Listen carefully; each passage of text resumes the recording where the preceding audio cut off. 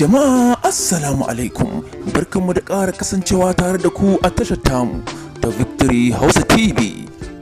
Hukumar tace fina-finai ta jihar Kano ta yi alƙawarin duk lokacin da Adam A Zangon ya shigo cikin garin Kano, ram za a yi da shi. Ta tabbata ana fakon jarumi Adam A Zango za a kame shi da zarar ya shigo Kano ranar Lahadi.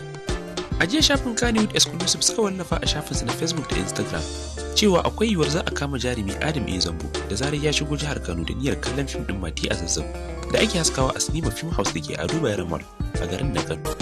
Sai dai da ganin wannan sanarwa Zango bai yi ƙasa a gwiwa ba, ya wallafa a shafinsa domin neman ƙarin bayani. Shin da gaske ne ana fakonsa za a kama shi?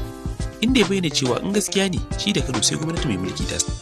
Bugu da ƙari, Adam A Zangon ya yi jawabi a shafinsa na Instagram domin ya ba masoyansa na jihar Kano haƙuri domin ba zai samu daman zuwa kallon Mati a Zazzau ba.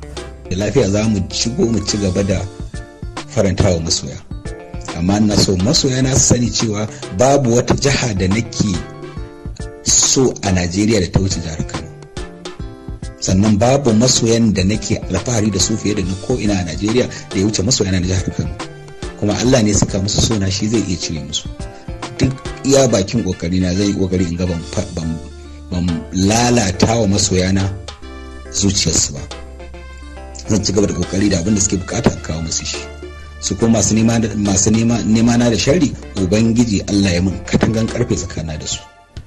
Sai hakuri baran samu zuwa kallon Mati a Zazzau ba. Duk wanda yake da sha'awan gani to ya je ya kalli fim din tun da ina ciki.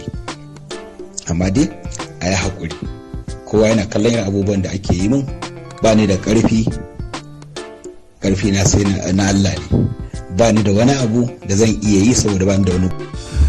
Ire-ire irin waɗannan labaran za ku dinga samu a Victory Hausa TV.